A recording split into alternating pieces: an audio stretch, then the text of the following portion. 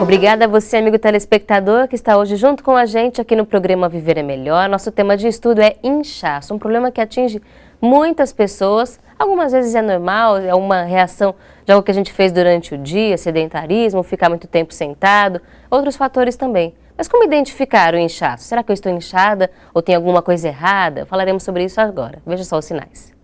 Identificando o inchaço. Pressione a área inchada e veja se fica uma marca mais profunda. A superfície do local também se torna mais brilhante. Outros sintomas podem aparecer: dor, dificuldade para andar, má circulação sanguínea, entre outros. E perguntamos ao nosso convidado, o Dr. Celso Bregal, cirurgião vascular. Como é que a gente faz esse exame? Vamos tentar demonstrar aqui para a gente ver. Então, a gente sempre tem que pressionar contra uma proeminência óssea. Então, você geralmente no pé, na tíbia, né, no osso maior da perna, que tem a tíbia, a fibra foi meio escondida. Ou numa proeminência óssea, por exemplo, na região... No pulso, você aperta, bem no pulso, você está sentindo o osso lá embaixo e segura uns 10 segundinhos. Apertando forte mesmo, para tentar deslocar o máximo de líquido possível. Aí quando você tira... Quanto maior a profundidade que fica, maior é a classificação do edema local. Então, assim, geralmente, como é mais comum na perna, a gente aperta. Então, a gente classifica até em graus, vai de 1 a 4. Se é levinho, muito pouco, é 0 ou 1. E aí, conforme a profundidade, tem até em milímetros, a gente classifica em membro inferior, significa que tem mais... Porque o que acontece? O líquido está lá no interstício. Só que é um líquido em excesso, que não tinha que estar lá. Então, é um líquido móvel, como eu falei. Se a gente acorda de manhã... Tá com o rosto inchado, levanta, esse líquido é móvel. Então, com essa apreensão, você desloca o líquido e forma um buraco. O paciente fala, nossa, aí aos pouquinhos vai voltando e preenche de novo, entendeu? Então, é um teste. Em membro inferior, uma coisa que pode fazer, ou mesmo membro superior, que é mais difícil mesmo, é fazer uma medida de circunferência. Então, acorda de manhã, pega uma fitinha dessas fitas métricas que tem em casa, simples, assim, que usa para medir roupa, pega no tornozelo e faz uma medida. Por exemplo, o normal, assim, no tornozelo, 24, 25 centímetros. Fica o dia inteiro, a hora que chegar em casa, mede de novo. É outro indício. Você viu, de manhã estava 25, agora está 28, ou seja, eu ganhei 3 centímetros de circunferência. Aí, porque às vezes fica uma sensação de inchaço, mas não se confirma, porque na verdade é um cansaço que a pessoa, tá inchada. Tá pesado. Tá pesado, mas é cansaço, porque a gente tem músculo na perna também. Então, você mede de manhã, deu 25, chega à noite, deu 25, não inchou, tá cansado, mas não tá inchado. Então, é uma coisa que a gente faz no consultório, a gente tem fitinhas e mede, a gente não consegue fazer essa comparação, mas a gente vê entre uma consulta e outras diferenças, entendeu? Na perna, esse teste de apertar o pulso e inchar também funciona? Geralmente na perna a gente aperta contra a tíbia, que é o osso que fica no meio da perna, esse osso grande que a gente sente, a gente aperta. Na verdade, a gente utiliza mais na perna do que em qualquer outra região do organismo. Você pode fazer de novo, por favor, essa demonstração de onde apertar para os nossos Então, por exemplo, é contra uma proeminência óssea, qualquer região. Por exemplo, você está achando que o seu rosto está inchado, você aperta contra a têmpora. Se é contra no membro superior, você aperta contra o rádio, contra a una. Então, você aperta contra um osso, qualquer osso. Onde você acha que está inchado? Na perna, é o osso da tíbia. Você vai apertar e segurar. No braço, contra o osso do rádio. No rosto, contra... Qualquer proeminência óssea, segura uns 10 segundinhos e larga. Se vê que não ficou então provavelmente não está inchado. Isso é importante porque às vezes o paciente chega e fala, estou inchado, na verdade está obeso. Então a obesidade, a pessoa fala, minha perna está grande. Se você apertar, você vê que não desloca nada, porque é gordura. Gordura você não vai deslocar. Exatamente, a gordura não vai sair com essa apreensão. Então é uma coisa diferente. Eu até falo para o paciente, tá vendo? Ó, geralmente o inchaço é assim, a gente tem uns esqueminhas, né, no consultório, o inchaço fica o seu não está ficando. Então na verdade é porque você ganhou peso, essas coisas, então ficou a perna mais volumosa, mas não significa que é inchaço. Entendeu? Quando o inchaço tem que preocupar?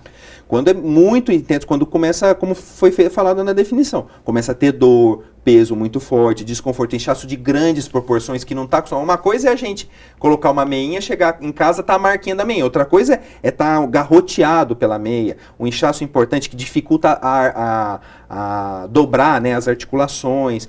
E quando o paciente começa a ter diminuição, por exemplo, falta de ar, que pode estar inchado. Quando começa a urinar pouco, né, mesmo tendo uma ingesta adequada de água, porque se toma pouca água também vai urinar pouco. Então, nessas situações, dor, desconforto, essas coisas fora do normal, porque geralmente a gente conhece o nosso normal, né? A gente se conhece um pouco. Quando começa a exagerar, antes não inchava desse jeito, agora está inchando, associado à dor, associado à dificuldade de movimentação, aí tem que procurar assistência para identificar a causa. Esses sinais podem ser mostrando a gravidade da situação já? Pode, principalmente porque pode estar associado a outras causas. Por exemplo, um inchaço súbito na perna com dor, pode ser trombose venosa. entendeu? Então, existem esses sinais associados, principalmente de maneira súbita, assim, a gente tem que investigar com bastante rigor. As pessoas costumam demorar para procurar ajuda para inchaço? Geralmente as mulheres até que não, os homens mais, né? O homem geralmente ele não vai quando é meio pressionado pela esposa, assim, o homem não acaba deixando, geralmente procura com bem atrasado. Mulher geralmente ela é mais consciente, ela se preocupa mais com a sua saúde, geralmente ela procura mais cedo, e ela conta a história mais, olha, não inchava tanto, e aí você consegue definir se é perto de menstruação, então a mulher geralmente procura até mais cedo, né? Mas geralmente não demora muito, não. Não tratar o inchaço, ele vai se agravar ou não? Sim, porque se você não tratar a causa tende a piorar. Sumir sozinha é só como eu falei, aquela coisa do medicamento. Aí parou de tomar, mas geralmente, tirando essas coisas pontuais, se você não tratar a causa, vai piorando, entendeu? A insuficiência renal, a insuficiência cardíaca, a insuficiência vascular, as varizes, a insuficiência linfática, ela não vai melhorar sozinha, vai precisar de assistência em algum grau, clínica ou cirúrgica, mas vai precisar de assistência. Então, se não tratar, a tendência é ir piorando. Vamos pensar então um pouquinho em algumas coisas que podem começar a ajudar. Atividade física ajuda. Sempre. Atividade física para todos os sentidos. Melhora a circulação, faz voltar esse excesso de sangue da perna, ganha condicionamento, perde peso. Então a gente estimula, subir escada, fazer o que for, né? Que as pessoas às vezes ficam, eu subo muito escada da variz. Pelo contrário, suba a escada, faça o que for necessário, mas faça exercício. Pior é ficar sentado. Com certeza. Sedentarismo é ruim para tudo, né? Você pode ver que não tem nada que seja bom. Sedentarismo, ruim para coração, pulmão, capacidade pulmonar, aumenta a chance de ter infecções, né? Diminui até a imunidade da gente ficar muito tempo parado, entendeu? Atividade física, tanto para quem já tem inchaço ou para quem quer evitar? Então, para quem quer evitar, com certeza isso vai ajudar. Agora, quem já tem, dependendo do grau, precisa fazer uma avaliação antes. Que existem algumas situações, por exemplo, nesses casos sistêmicos de doenças mais graves, que você às vezes tem que impedir a atividade. Por exemplo, o paciente que tem uma insuficiência cardíaca, se ele fizer atividade, vai piorar. Entendeu?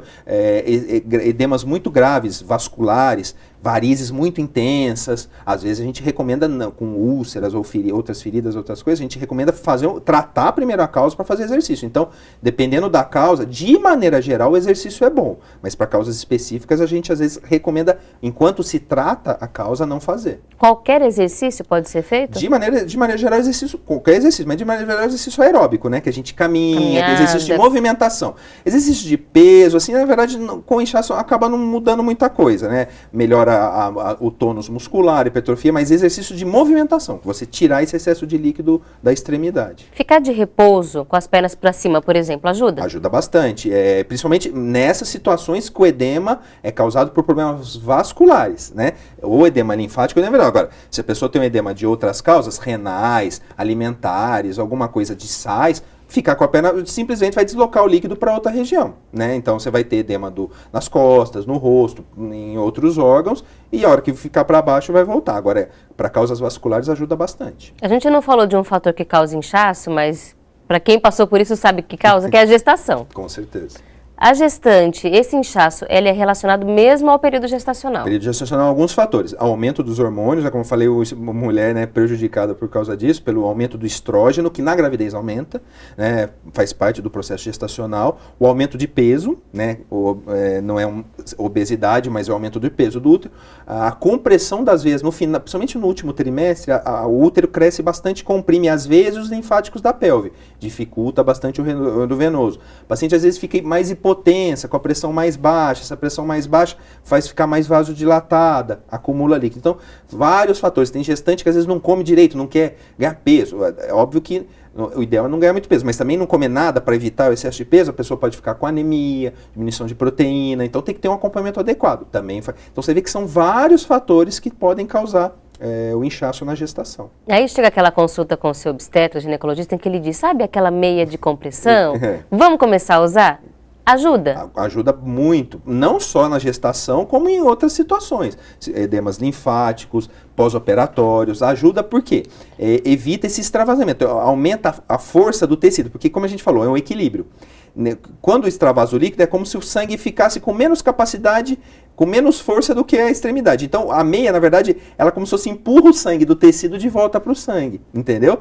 Então, empurra o líquido de volta. Então, ajuda bastante, principalmente no último trimestre, que é quando aumenta muito. Mas aí tem que ter uma meia de compressão adequada e tamanho adequado, que às vezes é uma causa de falta de aderência. A pessoa compra uma meia apertada, uma meia P, e a pessoa é G. Então a meia vai ficar, não consegue nem pôr, vai largar a meia de lado.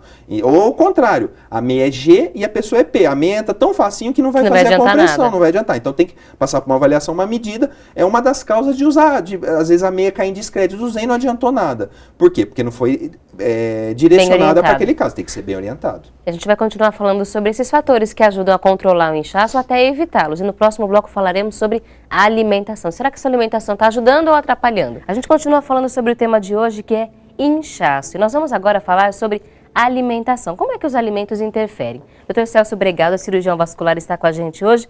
E nós temos agora uma mesa que vai nos ajudar a pensar um pouco sobre os nossos hábitos alimentares e se eles estão atrapalhando ou ajudando. E a gente começa falando daqueles alimentos que não ajudam em nada e podem causar inchaço. Alimentos que atrapalham.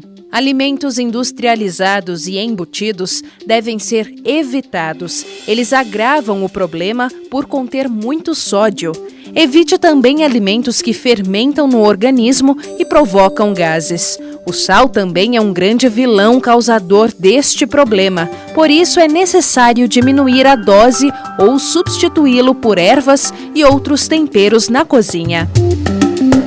Então, Celso, a gente sempre fala muito do sal. Por que o sal retém líquido? O sal, ele tem o poder osmótico, é uma coisa física, né? Então ele absorve, se você pegar o sal e colocar em qualquer sistema, ele puxa água. Então, em qualquer sistema químico, né, um laboratório, você tem esse mecanismo. E no organismo é a mesma coisa. Você ingere sal, o sal vai para dentro, ele acumula, principalmente porque ele extravasa um pouco para o interstício, então ele aspira esse sangue e a gente acaba inchando. E desequilibra a eliminação de sal pelos rins, o excesso de sal. Então, o sal aumenta a pressão. Então, o excesso de sal é muito ruim, né? O sal refinado é o pior de todos. A gente vê hoje no mercado sal marinho, sal light, sal sem iodo, a gente vê tanto sal. É tudo igual? O sal refinado é o pior de todos? Geral, o sal refinado é ruim pela concentração, mas de maneira geral todo sal em excesso é ruim. Então não é porque diz que é mais saudável, mais light, que está liberado. Não, de jeito nenhum. Tem que controlar qualquer tipo de sal. A gente tem aqui o sal tradicional, aquele que a gente usa na cozinha. Qual é hoje a recomendação da OMS ou dos órgãos de saúde diária de consumo de sal? Menos de 1 grama por dia, por pessoa. Mas você tem que pegar, mas 1 grama, 1 grama, imaginar que é uma colherinha de sal. Mas eu posso pôr isso? Não, porque já está no alimento, já está no industrializado. Então tem que tomar muito cuidado, entendeu? Porque o ideal seria medir todas as latinhas, tudo que a gente come, a quantidade de sal. Você vai ver que dá muito mais do que isso. O brasileiro consome muito mais sal do que o tanto permitido. Que recentemente eles vão até diminuir a quantidade de iodo no sal. Não sei se chegou a ver Por quê? Porque como consome muito sal, o iodo está no sal para evitar doenças que não tem mais. Como consome muito sal, a população está tendo excesso de iodo também. Então vai diminuir o iodo do sal para evitar essa associação, porque consome muito sal. Mas é importante lembrar que o sal não é só o sal branquinho aqui que a gente usa na cozinha. A gente tem aqui outros alimentos que estão cheios de sal. Por exemplo, aqui os embutidos. Isso, mortadela. Os embutidos, eles têm, apesar da gente todo mundo falar, nossa, mas eu gosto tanto de um pão com mortadela. Qual é o limite para consumir esse tipo de alimento? O limite, tem uma dieta assim, você tem que comer pouco. O limite físico é difícil, você tem que comer pouco, uma mortadela, 100 gramas ao dia, muito pouquinho, e olha, muita coisa, uma fatia, 2, e olha, porque além do sal, tem gordura, tem conservantes, várias coisas que fazem mal à saúde em produtos industrializados. O limite depende de cada pessoa, o tamanho, tudo isso não dá para você especificar, mas tem que ser pouco, o mínimo possível, quanto mais natural a dieta, melhor. Porque às vezes a gente não encontra informação sobre sal nas embalagens, mas o sal tem outros nomes também. Tem. A gente tem aqui, do lado da mortadela, um doce. Aí você fala, mas está falando de sal e tem um chocolate lá do lado da mortadela. Açúcar também retém líquido? O açúcar, de maneira geral, o açúcar em si não, mas o açúcar causa alguns problemas. O excesso de peso, né? Você come muito açúcar, vai excesso de peso. E o açúcar, ele, em excesso, ele fermenta no intestino, né? Causa um processo de fermentação, ele não é absorvido totalmente. Quando a gente ingere muito, não absorve tudo. E essa fermentação causa uma distensão que a gente refere como inchaço. Então a pessoa dá uma impressão que está inchada, né? Fica com a barriga mais pesada, um desconforto alimentar. Então acaba esse produto do metabolismo, essa distensão, a pessoa uma sensação de inchaço, mas não é retenção de líquido. E além disso, o excesso de carboidrato causa um excesso de tecido adiposo, que é o peso que também dá uma sensação de inchaço, mas não é pelo líquido em si, entendeu? Mas também tem que ser evitado, né? Por esses fatores. E olha só uma coisa que eu aprendi hoje na hora que eu estava pesquisando para o programa, que açúcar é o principal vilão para para causar gases. A flatulência, que muita gente reclama e que causa um certo inchaço também. Certeza. O açúcar, além dos alimentos que fermentam no nosso organismo, o açúcar é um dos grandes vilões. Por isso, mais um motivo para reduzir, para restringir a ingestão do açúcar. A gente tem aqui um outro exemplo de algo que tem muito sal, que muita gente fala, mas é um lanche saudável. Aquelas sopas que a gente consome rapidinho, coloca na caneca, a gente tem aqui ela sem preparar e preparada. Fique atento, porque são alimentos que são rápidos, fáceis de preparar, mas tem muito sal. Se a gente for calcular ali dentro das informações, ao longo do dia, a gente com certeza passa vai dar mais. 3, 4 vezes do que a gente podia consumir ao longo do dia. Essa sopa, você pode ver que ela é meio salgada, não sei se já ficou a sensação, quem toma essa sopa, às vezes fica logo depois uma sensação de sede.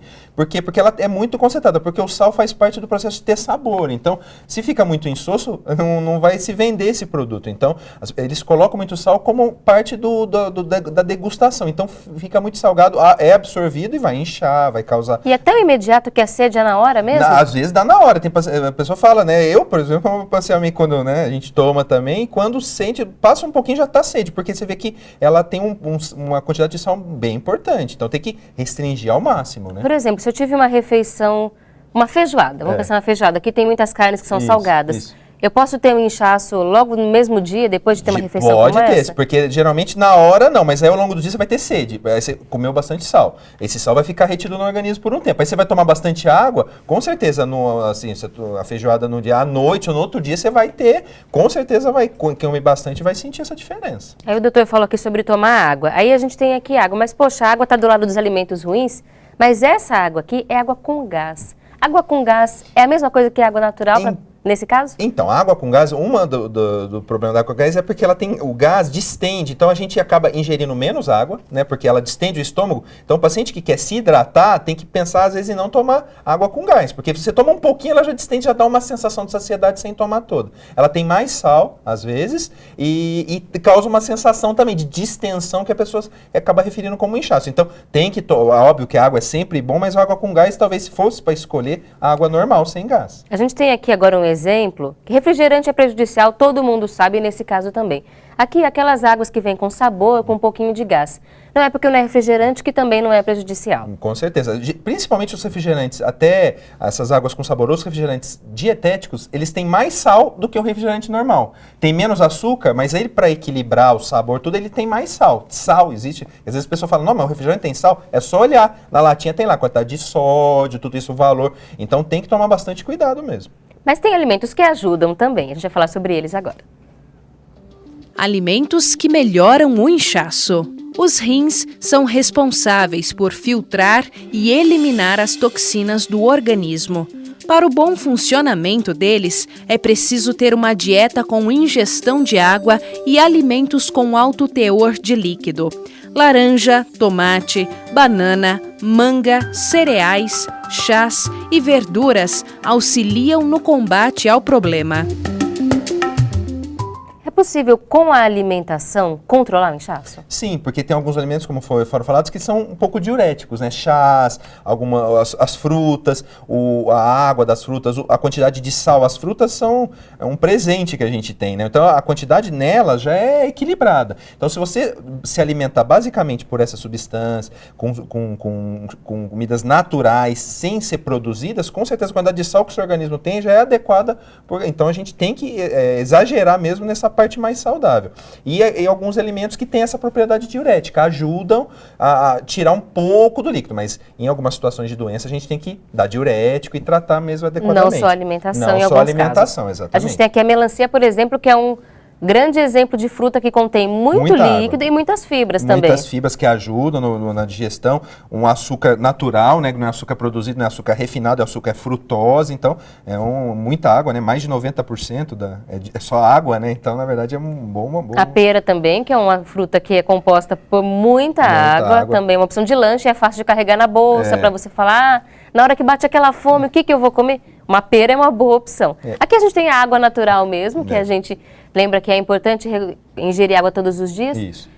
Aí a pessoa pensa assim, mas eu já estou cheia de líquido no meu corpo, por que eu vou tomar mais? Porque, na verdade, às vezes a falta de líquido é que faz ter. porque a pessoa hemoconcentra. Então, o líquido, né, a filtração renal faz eliminar o sal. Se você filtra menos, você acumula sal no organismo. Né? Parece uma coisa meio paradoxal. Mas se você ingerir pouco líquido, o rim vai funcionar menos, vai eliminar menos sal. Então, tem que ingerir no mínimo uns 2 litros de água por dia para eliminar o excesso de sal. Ah, mas não é só o excesso de líquido, né, como eu falei. Porque se tiver tudo funcionando direitinho, o organismo aquela água que você tomou vai ser eliminada. Agora, se tem muito sal no organismo, não é a água em si que faz acumular, é o problema, é o sal. Então a água vai eliminar o sal, então tem que tomar água, tem que evitar o sal, não a água. Porque a água em excesso vai ser eliminada, né, se os outros mecanismos estiverem normais. E aí, pensando na água natural de preferência, e a gente lembra também das fibras. A gente tem aqui a linhaça e a aveia. O consumo de fibras ajuda de que forma? Porque evita, né, a absorção em excesso de substância. Quando a gente consome muita fibra, a gente, na verdade, primeiro que a saciedade é precoce, então você acaba ingerindo menos alimento. Segundo que ela evita, né, fica no meio das fibras, excesso de açúcar e de sal acaba sendo eliminado, né, no mecanismo normal. É quase que uma esponja de gordura. Exatamente, de gordura, de tudo isso. Em excesso pode acabar dando uma certa restrição, assim, né, uma sensação também de empachamento, de mal-estar geral, excesso de fibras, mas consumidas de maneira normal, acaba ajudando, porque, exatamente, em vez de absorver, ela segura no trato digestivo esse excesso. E aí, o jeito de equilibrar é consumir fibra, mas consumir muito líquido também. Muito líquido também, exatamente, que é a dieta perfeita, né? Comer fruta, bastante líquido e bastante fibra é o perfeito e, óbvio, também... De vez em quando, alguma dessas coisas do lado de cá acabam entrando, mas dá para compensar. Compensar, exatamente, mas tem que compensar. Se você baseia a sua dieta só do lado de cá, aí depois não adianta reclamar que tá inchado, que tá, entendeu? Tem que ajudar também. Exatamente, tem que ajudar, né, a gente a ajudar as pessoas. A gente vai continuar falando sobre como controlar o inchaço. No próximo bloco falaremos sobre drenagem linfática. Já ouviu falar? Será que ajuda? Todo mundo pode fazer? Daqui a pouco a gente responde.